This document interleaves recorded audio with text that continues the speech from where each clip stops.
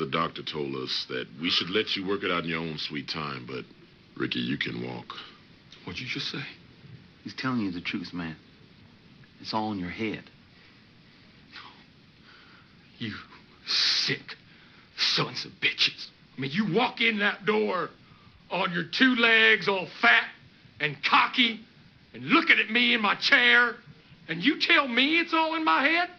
I hope that both of you have sons, handsome, beautiful, articulate sons who are talented and star athletes, and they have their legs taken away.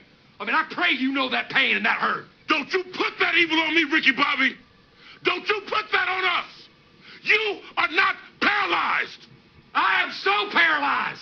No. Rough on him now. No, he needs to know. Okay. He's always crying. Tough love it is, tough love. Wake up, idiot. You want to know what I am? You want to see what my life is? Don't do it. You want to see what's going on here? Don't you stick that knife in your leg.